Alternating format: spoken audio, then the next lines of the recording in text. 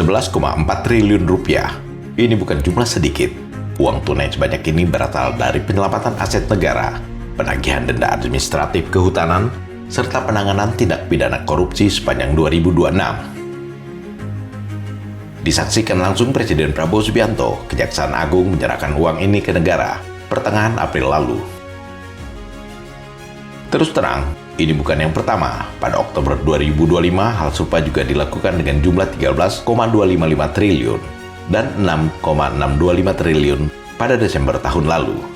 Artinya dalam 1,5 tahun, totalnya mencapai 31,3 triliun. Angka ini tak turun dari langit, tapi lahir dari kerja satu mesin berupa Satuan Tugas Penertiban Kawasan Hutan atau Satgas PKH. Prabowo yang geram dengan para bandit di sektor kehutanan, perkebunan, dan pertambangan sengaja membentuk Satgas ini melalui Perpres nomor 5 pada 21 Januari 2025. Tujuannya membabat habis penguasaan lahan ilegal. Komandannya Kejaksaan Agung, melibatkan lintas kementerian dan lembaga. Beban yang diberikan Prabowo sebetulnya sederhana, tapi berat, yakni mengambil kembali kawasan hutan yang dikuasai secara liar. Target utamanya dari perkebunan sawit sampai pertambangan tanpa izin. Bukan pekerjaan sepele, tapi hasilnya tak sia-sia.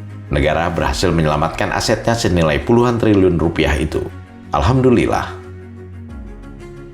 Skala kerja Satgas ini memang boleh dibilang luar biasa besar. Sejak Februari tahun lalu sampai April 2026, lebih dari 5,88 juta hektar lahan sawit ilegal berhasil dikuasai kembali.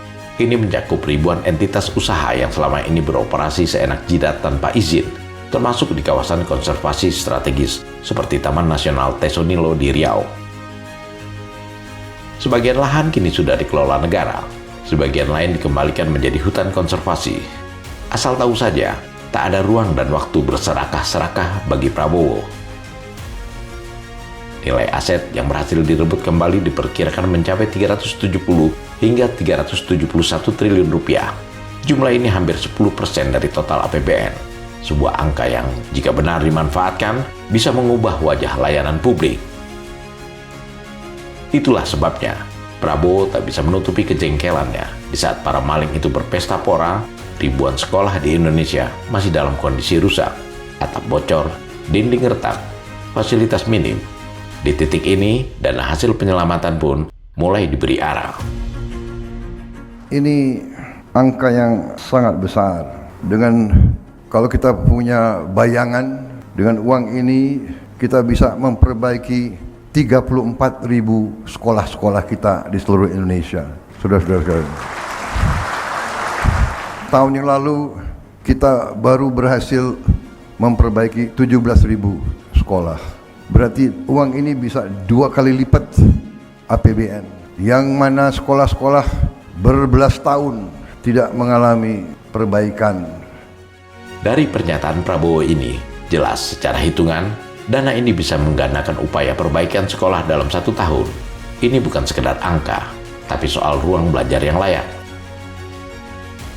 Bahkan tak cuma menebalkan sektor pendidikan, ini bisa diperluas. Lebih dari 500.000 rumah masyarakat berpenghasilan rendah juga berpotensi direnovasi, menjangkau sekitar 2 juta orang. Belum lagi peluang pembangunan ribuan jembatan desa yang selama ini menjadi urat nadi ekonomi lokal. Bisa juga dibayangkan kalau membantu renovasi rumah untuk rakyat berpenghasilan rendah, ini dapat memperbaiki 500.000 rumah lebih. Berarti bisa memberi manfaat kepada 2 juta rakyat kita berpenghasilan rendah. Bayangkan kalau tidak kita selamatkan, kalau tidak Satgas PKH bekerja dengan baik, uang ini hilang. Uang ini tidak bisa dimanfaatkan oleh warga negara, oleh rakyat kita.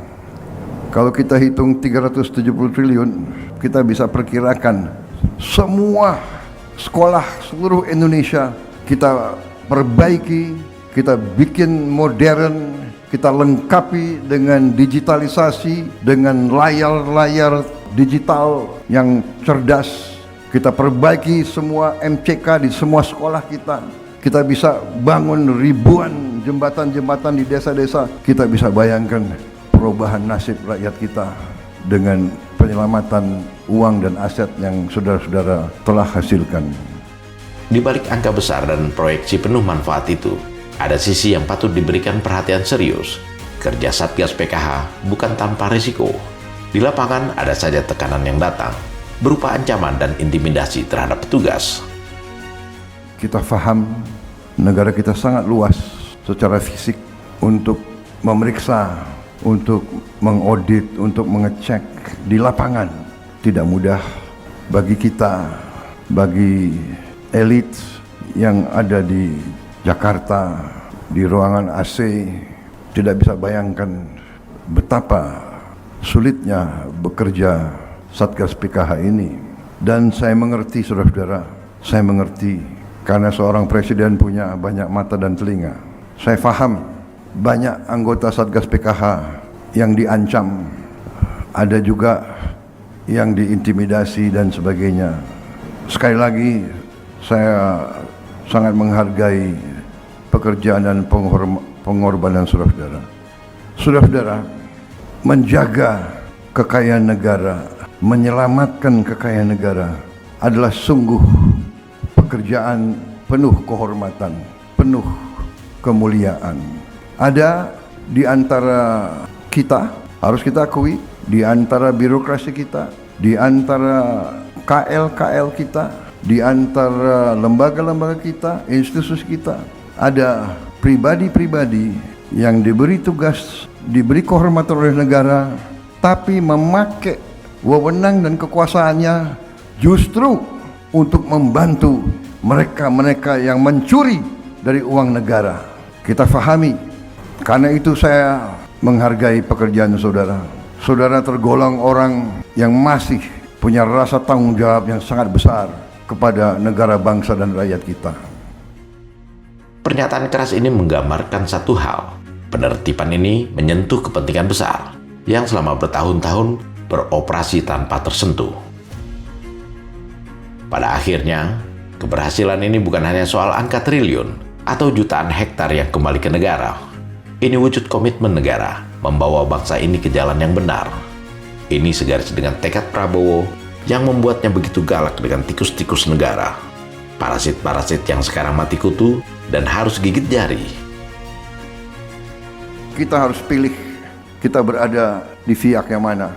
Di pihak yang benar, di pihak yang lurus, di pihak yang adil, di pihak rakyat Indonesia, atau di pihak koruptor, di pihak manipulator, di pihak penipu, di pihak penyelundup, di pihak mereka yang berani mentertawakan NKRI. Sudah ada keputusan Mahkamah Agung berapa belas tahun tidak dieksekusi. Sudah ada izin yang dicabut oleh pemerintah Republik Indonesia 8 tahun. Si pengusaha itu dablek terus dia laksanakan tambang tanpa izin. Dia mentertawakan Republik Indonesia. Dia meludahi pengorbanan mereka-mereka yang gugur untuk kemerdekaan Indonesia. Dia tidak hormat sama NKRI. Karena itu saya perintahkan Jaksa Agung, tegakkan hukum. Dia tidak mau kerjasama, pidanakan. Kita tidak ragu-ragu.